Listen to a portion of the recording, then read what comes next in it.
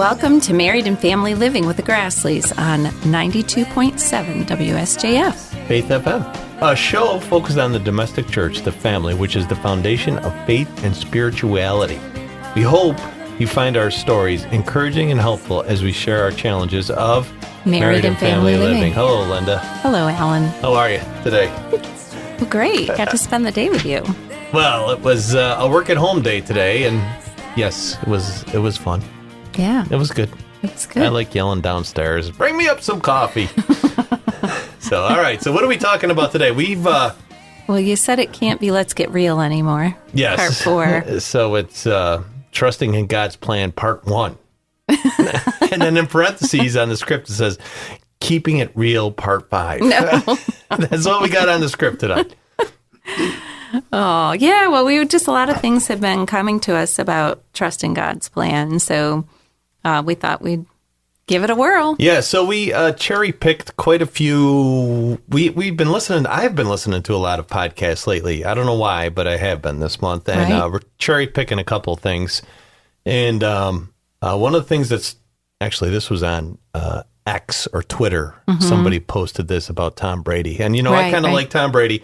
This is about Tom Brady's college career, but I think this applies to anybody in any vocation, is you tend to look at others and say, well, I'm better than that, or I can do better, or blah, blah, blah, blah. Right. You're judging and your pride's getting in the way. Yes. Yeah. Like, when I watch you load the dishwasher, I'm like... I cannot do it the better. Right way? I cannot. Yes, the right way. When Linda loads the dishwasher, it's the right way. Yeah. So anyway, Tom Brady went to complain. This was back when he was the third or fourth string quarterback, and he was only getting 2 snaps in practice a day. And he went to the coaches and started complaining to him. It's like, I'm only getting 2 snaps. So-and-so's getting 10 reps with the first team. I'm only getting 2 snaps with the first team. And, he wanted to transfer out because he's like, look, I want to start here. He wants to be the star. I want to be the star. Mm-hmm. And the coaches had a totally different take on it. It's like, why don't you just concentrate on what you can control, which are those 2 snaps, and make those 2 snaps the best 2 snaps in practice, is basically what he told them. Right. And he was complaining about how he's not getting a chance to start. And the coach is like, look, you wanted to be an elite quarterback. You you have to beat the elite talent to become the elite quarterback. Mm-hmm. So he started, on this post, he started really focusing on those 2 snaps. And next thing you know, he's getting 4 snaps. Next thing you know, he's getting 6 snaps. Next thing you know, everybody knows how the story goes. He's starting Michigan.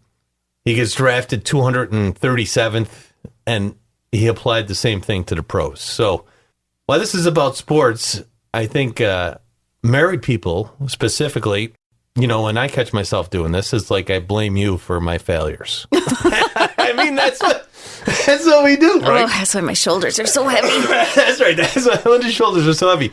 So, and I don't mean, well, I'm just saying, like, if you're having trouble with your relationships in your family, with your kids, with your wife, with work, I think to yourself, what can I do to change this situation? Because that's really the only thing you have control over. Right. Is yourself. Right. Right. So if your kids are doing something to just torque you off, like, respond differently if the way you're responding isn't working. Or your wife is doing something and, or I'm doing something that you've told me, 15, 20 times a day. Think to yourself, oh, that's just a L being L or something like that. But anyway, I just thought it was very interesting how focus on what you're doing and try to make it the best possible thing that you could do. Right. Well, then we listened to a podcast with Kirk Cousins, who is on fire for the Lord. Right. Unlike Tom Brady. Well, I don't know if he is or not, but again, don't judge people. I know. See, judging people.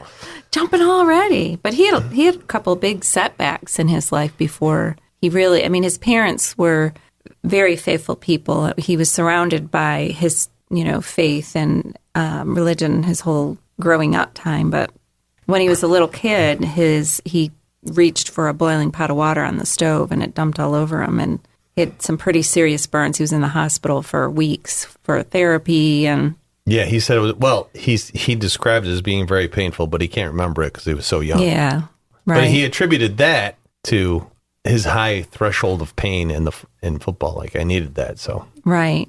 And at the time, the doctor said, there aren't going to be any major implications at all. Like he might just have limited movement in the shoulder where he had dumped most of the water, which is ironic because he's a NFL quarterback. He can sling that ball. Right.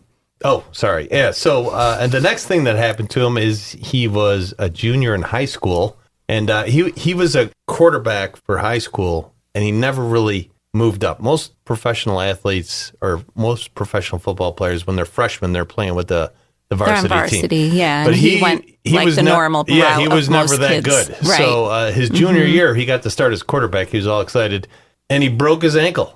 And he came home from the hospital that night, crying on his dad, like, all my plans are ruined. He really thought he was going to go to play college ball. Yes. He goes, I'm never going to get drafted. My ankle's broken. No one's going to see any game film of it. I'm probably not even going to start next year, which was his senior year. And, his dad spoke some truth into him, which says, you don't know what God has in store for you. You don't know that what you're saying is true. Mm-hmm. So Proverbs 3, 5, and 6, trust in the Lord with all your heart. Don't lean. Are you sure? That looks like learned. Don't lean on your own understanding. So I was like, wow, that was pretty profound. It's like we always lean on our own understanding. Yeah. And he said from that moment on, that was his life verse. So nothing else mattered but understanding what God's will was for him.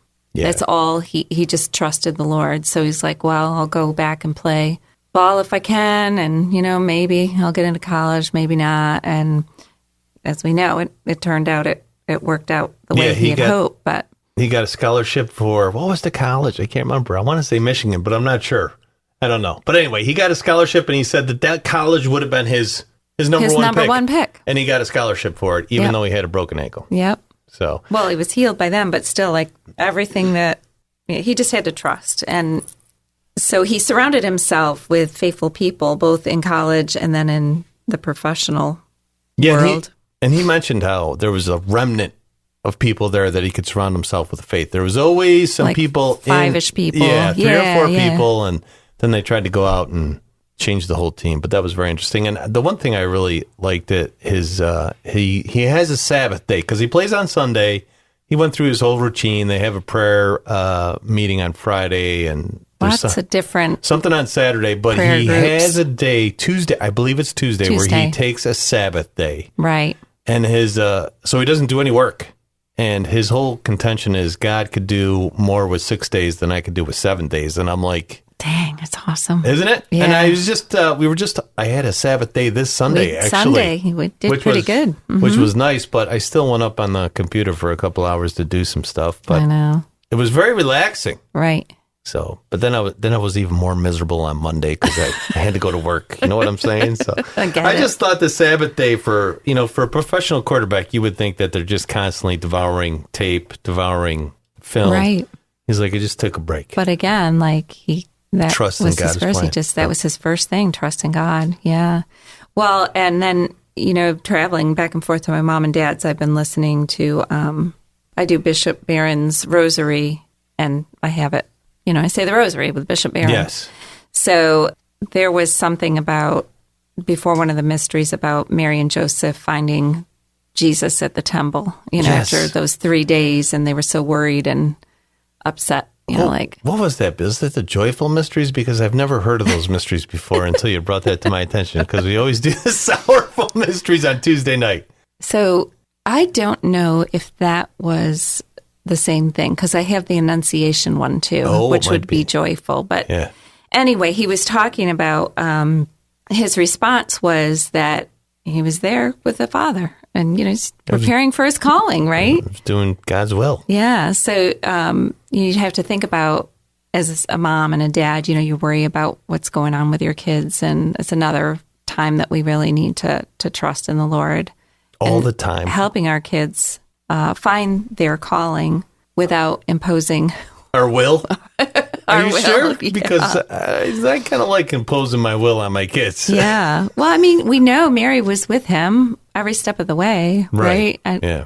But it was what the Lord wanted her to do to keep him going forward. And then the Annunciation reflection was really interesting. The way he sets it up is, she really understood her role after the angel came, and she ran to Elizabeth. Right to Elizabeth, because she knew from Gabriel that Elizabeth was also with child. And so she went quickly. And the mystery, he said, is like we play the ego drama, and she was playing the theodrama. Like we wanted to direct, produce, star in the drama that we can control. Yeah, because it's all about us. Right. Yeah. And we just had to remember that it's God directing. And then we need to discover our role in his drama. Yes. Not our drama. This radio show is part of the role in God's drama. I guarantee it. Oh, okay. So, we had a Bible study that we're doing right now, and St. Thomas Aquinas was mentioned about how pride is disordered. It's self-centered, not trusting in God, that we're so good at trusting creation, like the things around us instead of the creator. I thought that was kind of a cool Yes, like you look at your phone to find out what the weather is, or your spouse says something to you like, that's really not true, and you're like, well, let me see my phone here. No, it says right here. It says it's true right here. That's what my mom and dad always say, if there was only a way we could find the answer. And then they both pick up their phones and race to see what the answer is. Who's right, who's wrong. So but it is true. I mean, does it matter what the weather is tomorrow? It's going to be like it is today. It does. I got to set my clothes out.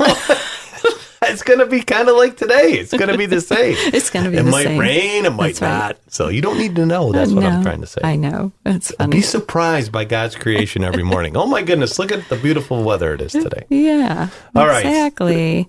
So we were also thinking about the body image, really understanding God's creation and purpose. And we'll get into it a little bit later, but how to relay that to our kids.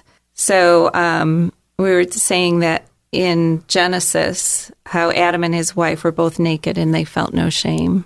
I know. Doesn't that sound awesome? Yeah. I mean, let's try that tonight. You know what I'm saying? Oh, my goodness. That is not in the script. That's right. But all of a sudden the serpent appears, which is, our culture all the time, and the devil, talking in our ear, and both of their eyes were open and they realized they were naked and they felt it was a bad thing, trying to cover up. And that's what the world does. It tells us that we're not good enough. And so we're always, trying to look younger, modify our body. Go to the gym, work out, I'm on a diet.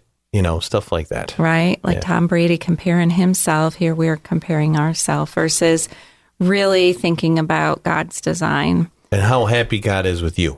Yep. Right? Supposedly. But yes. So. But I think of it too, then you're imparting this creation story to your children. And then, I walk out the door trying to have the nicest outfit on, the hippest outfit or whatever, looking younger or whatever. Well, isn't that opposite of what he wants us to do? Yeah.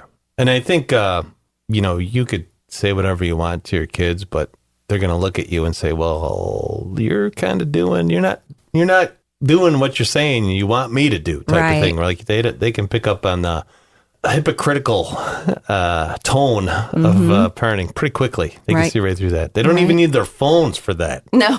They can just tell you. They could just, okay, Dad. So, do we need a station ID, I think we do, Linda. Why don't you do that now? Well, where's that on the script? You're listening to Married and Family Living with the Grasleys on Faith FM 92.7. Thanks for the station break, Al and Linda. Danny Gallagher here, acting as the recording engineer, post-production engineer, and promotional announcer. All of that means that I record the Grasleys and do the work to get the show ready for broadcast. In my promotional announcer role, I just wanted to say a few words during the break about all the music shows that we have on the air. We've been airing the WSJF Top Tunes Weekly Show, a countdown to the top 14 songs on the Billboard Christian Airplay chart, and Bridget's WSJF Music Hour, where she puts together a playlist of great Christian tunes, both new and old.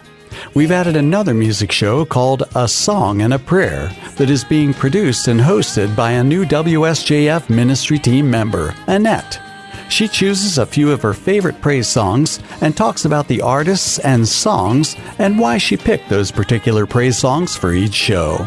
That new show, A Song and a Prayer, airs on Tuesdays and Thursdays at 8:30 p.m. and again on Saturdays at 10 a.m. I hope you get a chance to listen.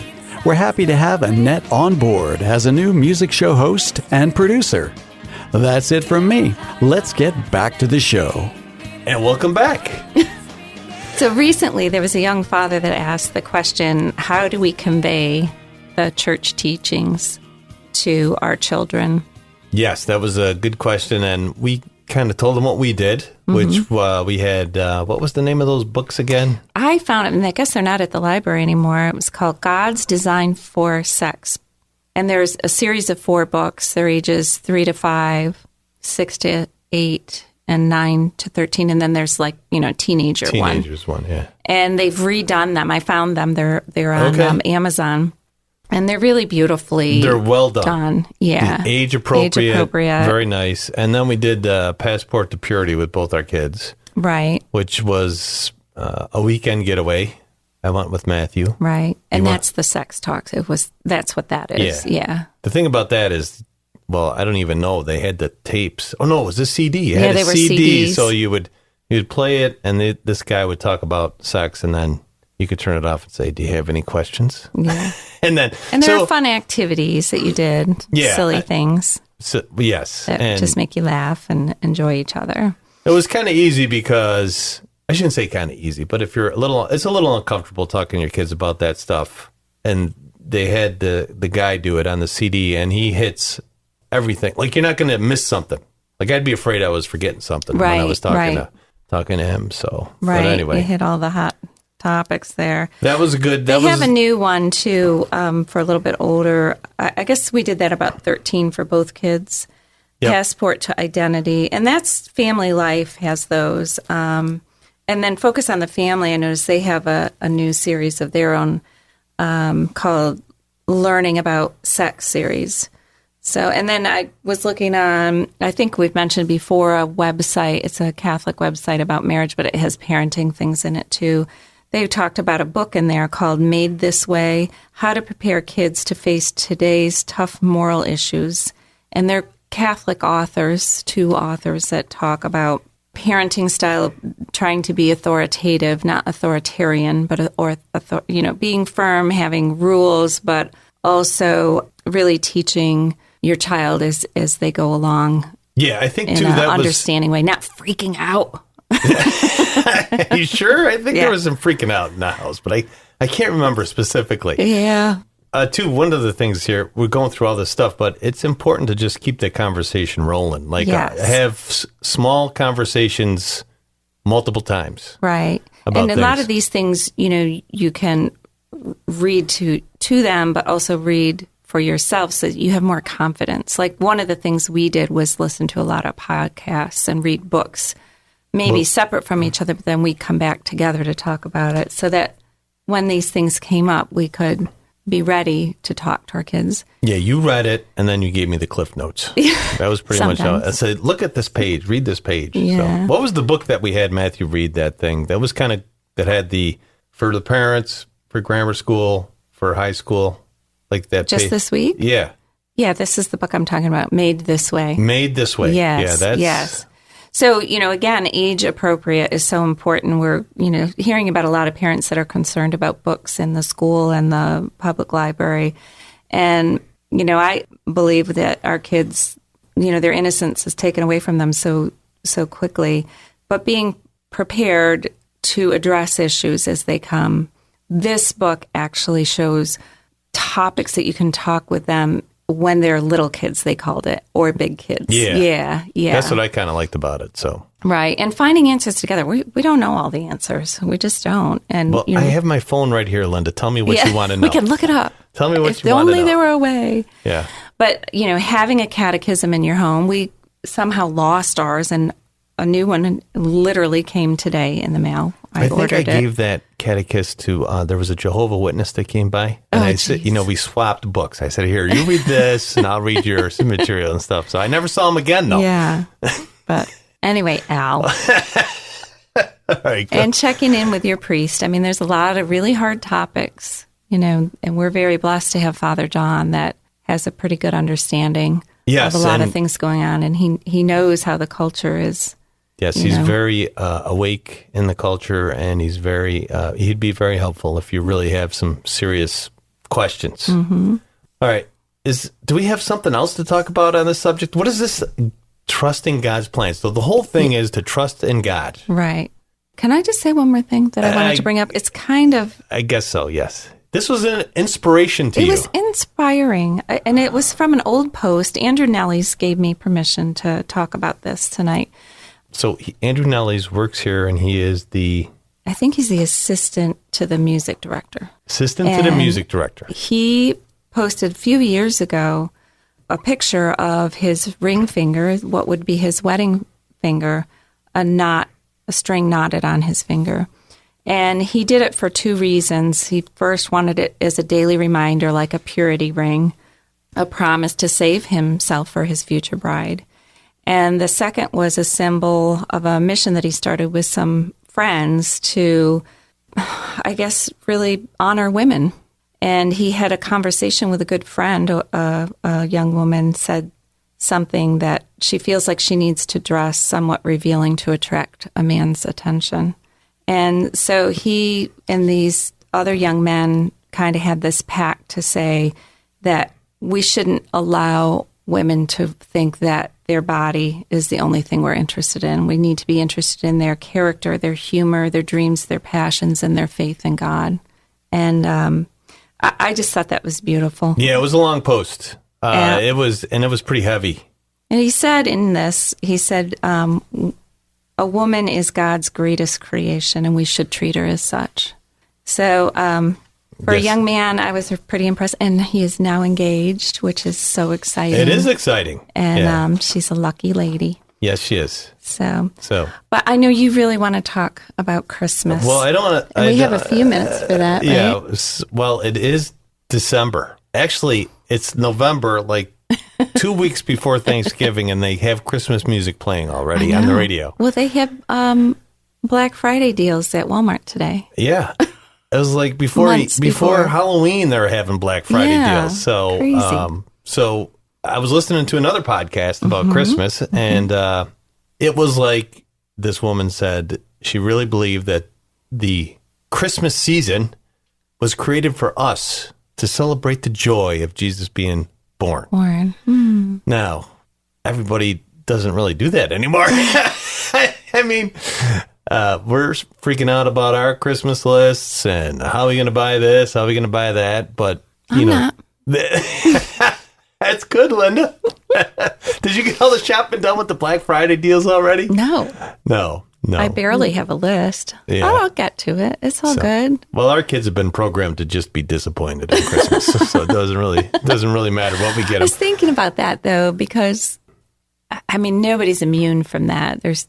It's really again the culture. It is, right? It is the culture, and not focusing on what is important.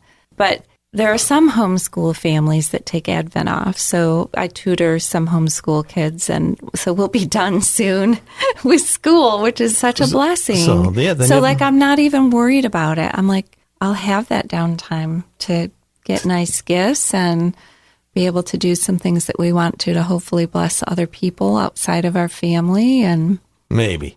I don't know. I'm not feeling the Christmas spirit yet. But so anyway, I'm just getting around to it. So it's humbug. Good for you, Linda. Good for you having that downtime to do everything. Good for you, Jack. Thank you, Al.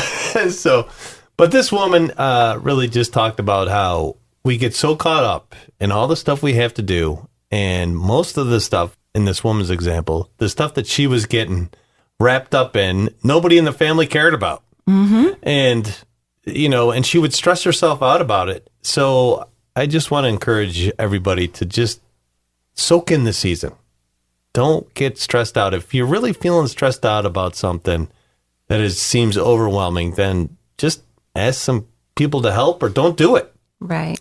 So, this woman talked about having her kids help out, and of course, it wasn't perfect because, the tree has to be decorated a certain way. I mean, we did that a couple of years. I remember we had the kids put up the tree, and I'm like, that looks good. Whatever. We fixed they're enjoying it. Yeah, we fixed it for a little bit, but it doesn't have to be perfect. It's just about the season and about enjoying each other. Yep. And I think we've mentioned this before. We just give our kids 3 gifts now because of the... No, we don't.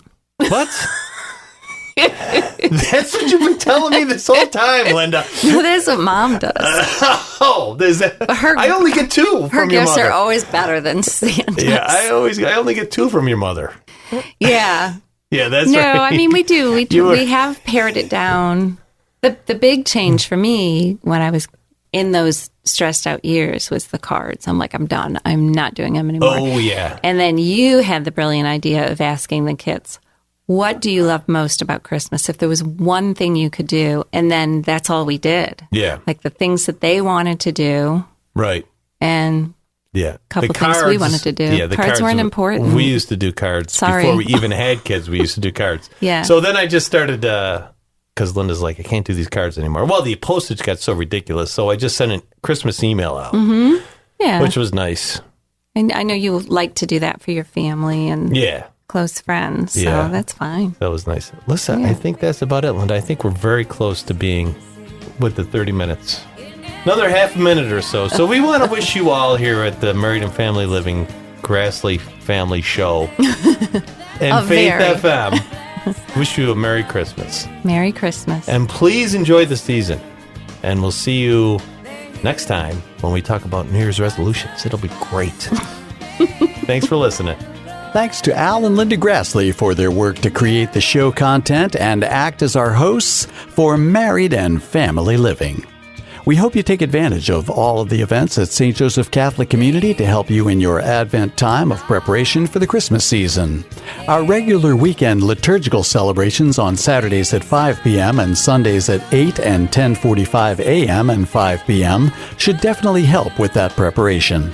But consider also attending the Glendon Area Players live musical production of The Greatest Story Ever Told, Holy Forever, a story of the birth of Jesus. The show will take place at St. Joseph Catholic Community and the Chaminade Center on Friday, December 15th at 7 p.m. and on Saturday, December 16th at 1 p.m. and again at 7 p.m. That's The Greatest Story Ever Told, Holy Forever, at SJCC on December 15th at 7 p.m. and December 16th at 1 p.m. and 7 p.m. We hope to see you there. Finally, thanks to all of our listeners for taking time out to listen to Faith FM 92.7. Have a blessed Advent and a joyous Christmas and New Year. We'll catch you next time on Married and Family Living with the Grassleys on WSJF.